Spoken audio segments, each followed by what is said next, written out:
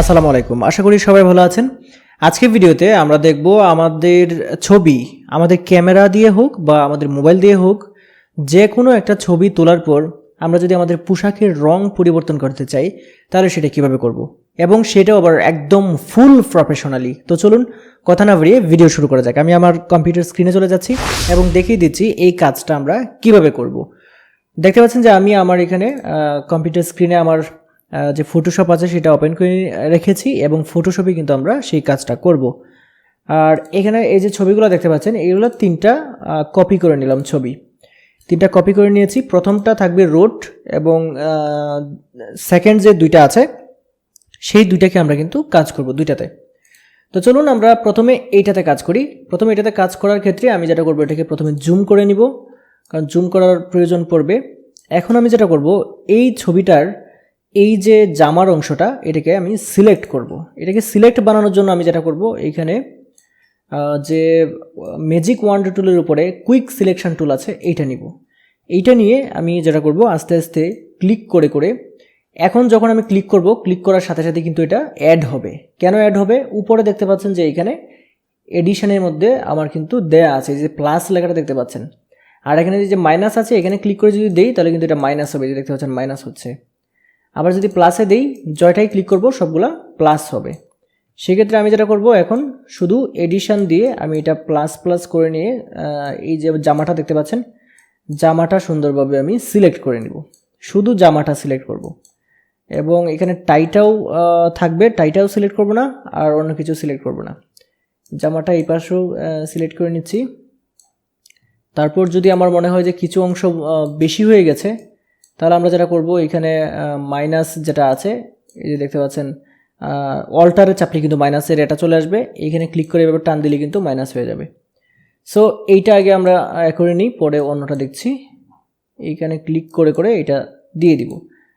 তারপরে যদি এইখানে এই যে কুইক সিলেকশন টুল দিয়ে যদি অনেক সময় না হয়, যেমন এই যে একসাথে অনেকটা হয়ে যাচ্ছে, সেক্ষেত্রে আমরা যেটা করব, এইখানে এই যে দেখতে পাচ্ছেন পলিগোনাল লেসো টুল, যেটা এটা ক্লিক করব।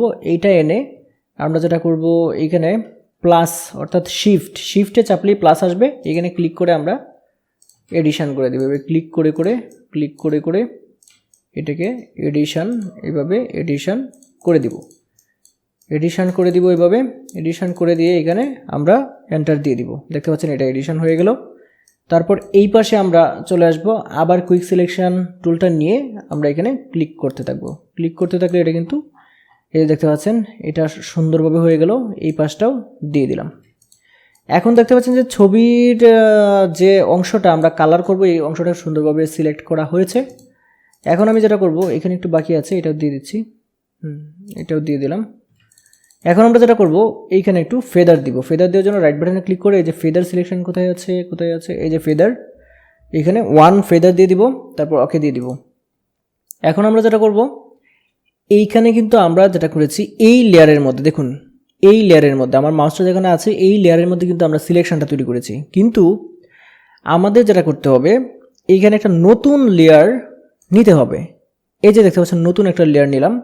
এই নতুন লেয়ারে থাকা অবস্থায়, এখন অ্যাক্টিভ থাকা অবস্থায়, এইখানে আমরা যে কালারটা এখানে দিতে চাই সেই কালারটা ফিল করতে হবে। কিভাবে?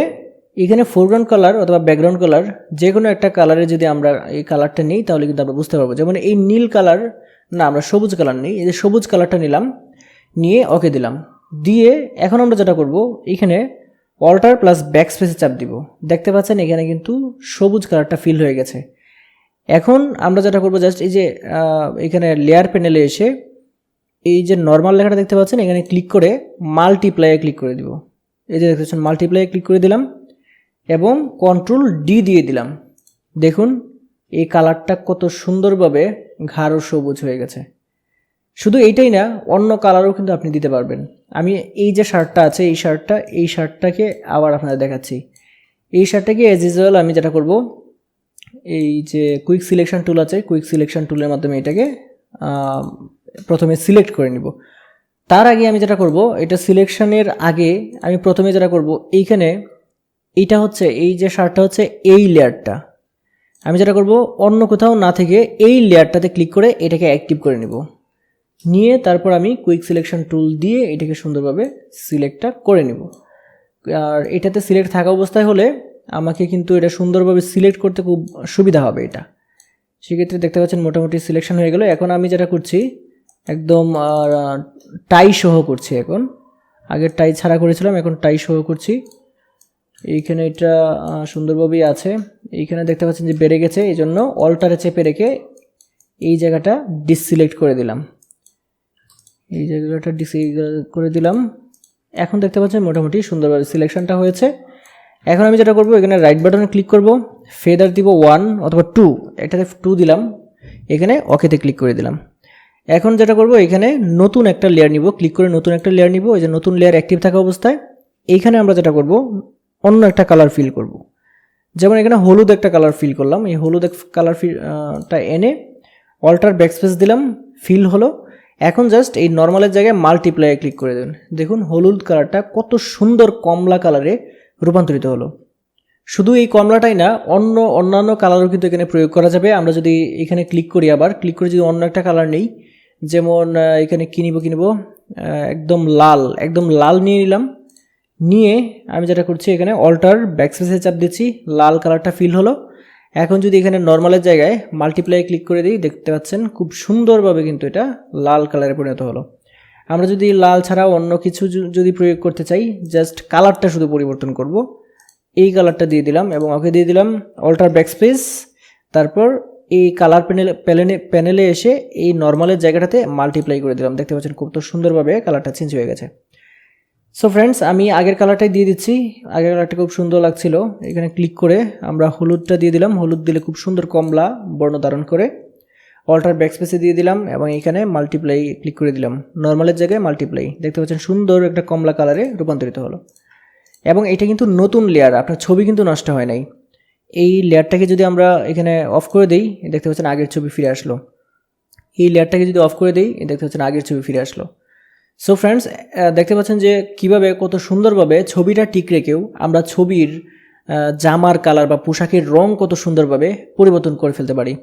আশা করি আজকের এই ভিডিওটা আপনাদের প্রফেশনাল কাজে খুবই আপনাদের প্রয়োজন হবে এবং আপনাদের উপকারে আসবে। আর আশা করছি আজকের এই ভিডিওটাও আপনাদের ভালো লেগেছে। আর যদি ভিডিও ভালো লাগে তাহলে ভিডিওতে একটা লাইক দিবেন, কমেন্ট করে যাবেন ভিডিওটা কেমন হলো এবং অবশ্যই ভিডিওটা শেয়ার করে দেবেন। আর আপনি যদি আমার চ্যানেলে নতুন হয়ে থাকেন তাহলে চ্যানেলটি সাবস্ক্রাইব করে পাশে থেকে বেল আইকনটি চেপে রাখবেন। তাহলে যে কোনো ভিডিও যখনই আমি আপলোড করি সাথে সাথে সেই ভিডিওগুলো আপনার এখানে নোটিফিকেশন আকারে চলে যাবে। আজকে ভিডিও এই পর্যন্তই। সবাই ভালো থাকবেন। আসসালামু আলাইকুম।